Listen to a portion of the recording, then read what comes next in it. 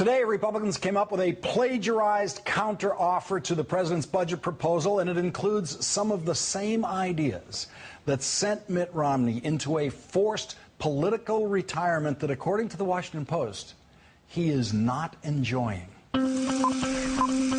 Both sides seem to be digging in on a fiscal cliff deal. A new week brings new opportunities for gridlock. Right now, it's a stalemate. Republicans use words like stalemate. Is this a true stalemate? I would say we're nowhere. Going nowhere. Period. We're nowhere. The path to nowhere. You're doing it wrong. Just 28 days left. I think we're going over the cliff. That's not a good sign. The Republicans are flabbergasted. Flabbergasted. This is a perfectly normal negotiation. You can't be serious. Going nowhere. Just 28 days left.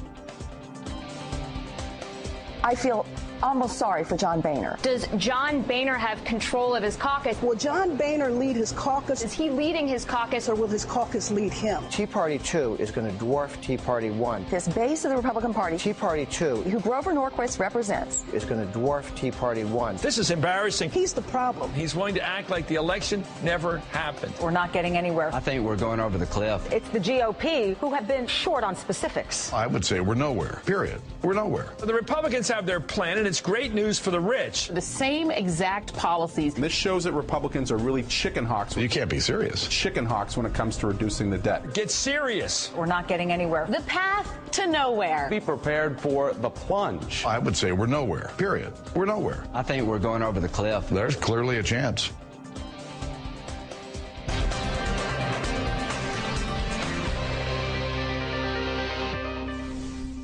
Today, John Boehner, Eric Cantor, and Paul Ryan finally, sorta responded to the president's budget proposal with a proposal of their own that they were so unmarried to. They didn't put their names on it. They said the whole thing was Erskine Bowles' idea. They simply summarized some testimony that Bill Clinton's former White House chief of staff gave last year about what he thought might maybe be a workable budget deal way back then. Because Bowles is a Democrat, the Republicans thought they could try to pretend that agreeing with a single Democrat means that they are actually willing to compromise big time, even though Erskine Bowles is a very easy Democrat to negotiate with, unlike the actual elected Democrats in Washington.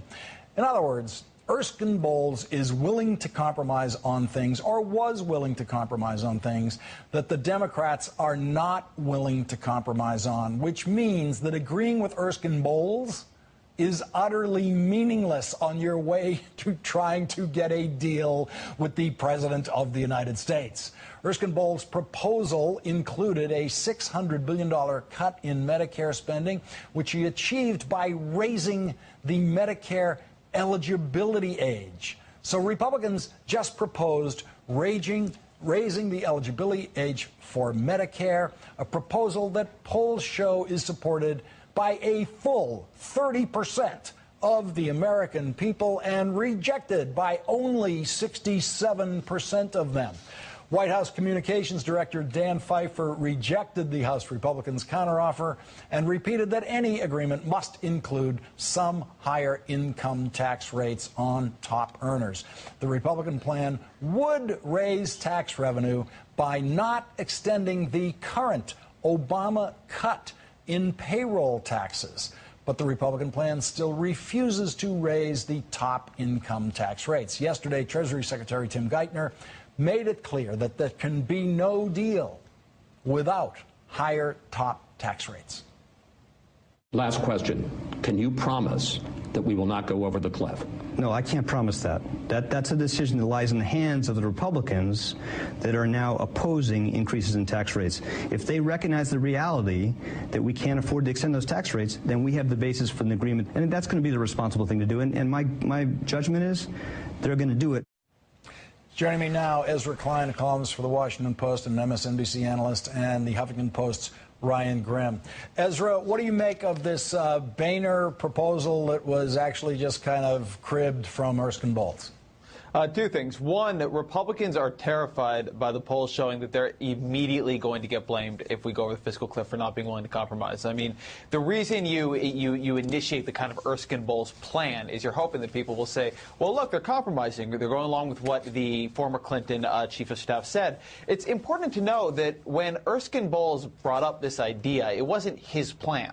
He was in testimony, and he said to the super committee, given what the two sides, you Republicans and you Democrats, have put forward, here's what a deal exactly in the middle of you would look like. If you actually took the Simpson-Bowles plan, you wouldn't have $800 billion in tax increases. You would have $2.6 trillion. And even if you just moved the budget window up a year, the same plan Erskine-Bowles offered to the super committee, the one that Republicans are using now, because we've gone forward a year in the budget window for complicated reasons, it would now be worth $950 billion in tax increases. So even in the kind of the world of the Bowles plan, and much less the Simpson-Bowles plan, this isn't quite there. Ryan Gribb, do the Republicans really think that finding one Democrat somewhere in the world who's not in office anywhere and theoretically compromising with him, even though he today says, hey, that's not really a workable deal, they actually think that's presentable as a step toward the president? I mean, clearly they do. And, you know, Democrats have been kind of guilty of the same thing in the past. But this is a little extra ridiculous, because this Erskine-Bowles isn't just somebody who's been, you know, out of operativeness for a long time. You know, he wasn't in office. He was an operative. But he also works for Morgan Stanley right now. So it's not like this is some type of a New Deal standard bearer that they have gone out and found and said, look, here's the here's the deal that we've cobbled together with Erskine-Bowles. And the fact that he came out and rejected it today is that much more embarrassing to them. You know, they're calling it the Bowles plan, and Bowles himself came out and said, I don't support this. There's a potentially very important development in the House under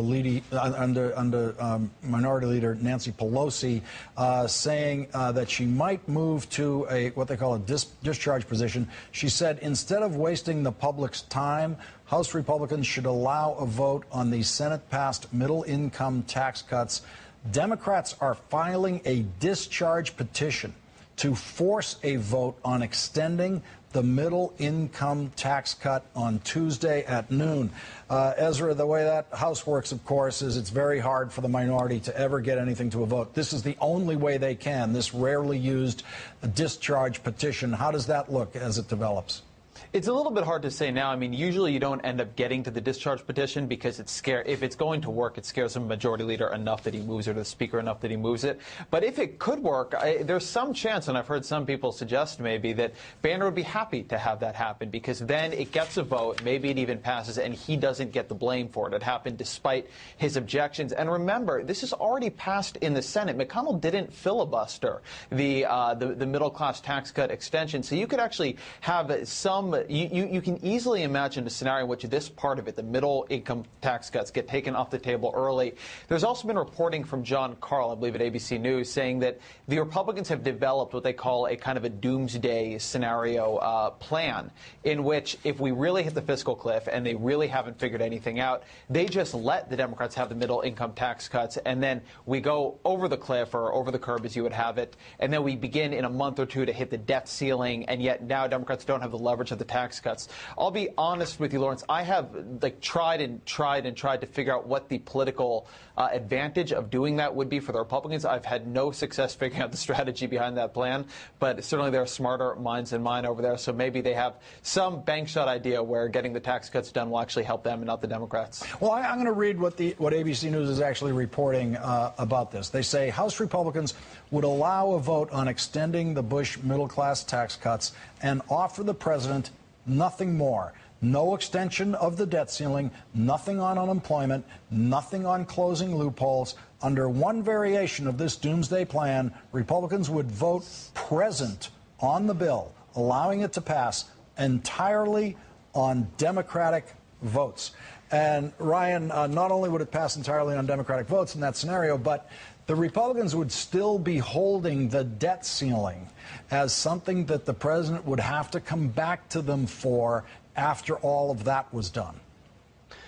That's right, but they'd be rapidly losing credibility. You know, they they could, theoretically, force the country into default by simply refusing to lift the debt ceiling. But if they go through the scenario that you laid out, and I think that that's an extreme long shot, by that point they will have been so beaten up that they won't have the political capital to have kind of an Alamo last stand in front of the debt ceiling. They will have been getting rolled for several months in a row. So why all of us? They don't have the spine right now to stand up for the debt ceiling. They make some gestures toward it, but not much of them. So why is it that after getting beaten for a couple of months, they would then finally have the ability to thwart it on the debt ceiling? I don't see it happening, but as long as this debt ceiling is part of the statute, then it is always going to be something that the country has to worry about, and that actually the globe has to worry about. Ezra Klein and Ryan Grimm, thanks for joining me on the latest twists and turns. Thank you. Thanks for having me. Coming up, President Obama isn't going to let Republicans forget that they lost the election because they campaigned to keep taxes low for the top income earners in America. Crystal Ball and Ari Melber will join me on that. And Mitt Romney is looking for a new job, and Republicans are looking for a new leader, and Democrats might already have their next leader for the next presidential election. And in the rewrite tonight, in praise of Bob Costas for saying what had to be said about the biggest thing that happened in the world of football this weekend. That's coming up.